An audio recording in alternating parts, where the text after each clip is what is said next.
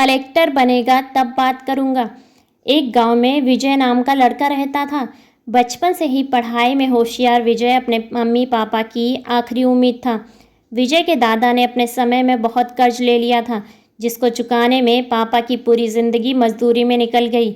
उनके पास थोड़ी सी ज़मीन थी, जिससे उनका गुजारा हो रहा था। पापा की तबीयत मजदूरी करने से खराब रहती थी, पर पापा विजय को इस बात का एहसास नहीं होने देते थे। विजय को पढ़ाई में इतना होशियार देखकर उसके मम्मी पापा ने हर वो काम किया जिससे वह विजय को पढ़ा पाए।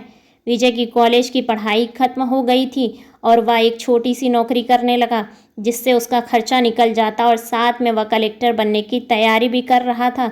विजय एक मिनट भी फालतू नहीं गुजारता था। विजय ने पूरा समय पढ़ाई और नौकरी में लगा दिया। विजय के पापा को यह पता था कि वह कलेक्टर बनना चाहता है, इसलिए घर की हालत बहुत ज़्यादा खराब होने पर भी उन्होंने विजय से कभी इस बात का जिक्र नहीं किया और ना ही उसको कभी अच्छी नौकरी करने के लिए कहा।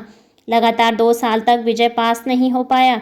उसके बाद भी उसके पिता ने अपना घर और ज़मीन गिरवी रखकर विजय को आईएएस की कोचिंग ज्वाइन कराई और उसकी नौकरी भी छुड़वा दी और केवल पढ़ाई करने को कहा।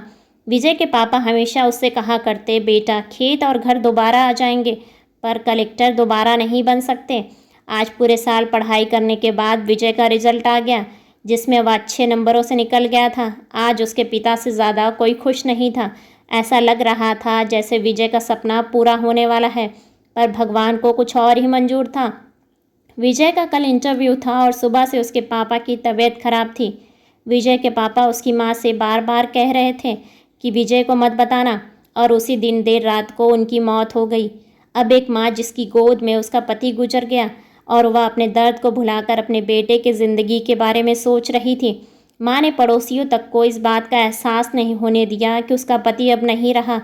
पूरी रात ऐसे रोई कि आवाज़ भी ना निकली, और सुबह जब विजय इंटरव्यू के लिए जाने लगा तब माँ और पापा के आशीर्वाद के लिए उसने माँ को कॉल किया।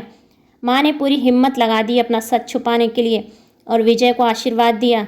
जब विजय ने पापा से बात करने को कहा तो माँ बोली, पापा अब तुमसे बात नहीं करेंगे, वह कलेक्टर से बात करेंगे।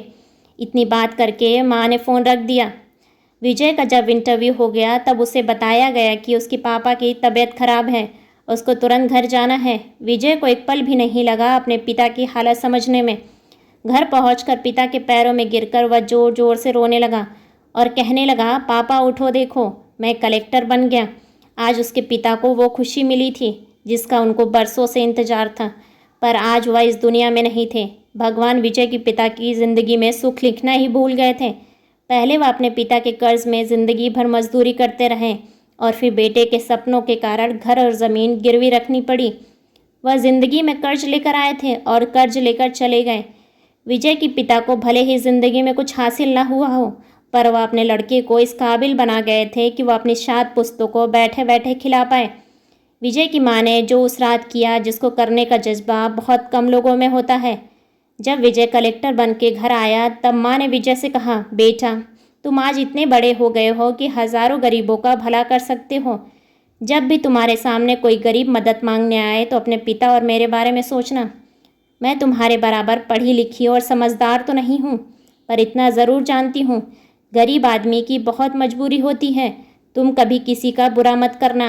ऐसे ही बेहतरीन वीडियो को देखने के लिए वीडियो को लाइक और चैनल को सब्सक्राइब करें और अपने विचार कमेंट्स बॉक्स में हमें ज़रूर बताएं। धन्यवाद।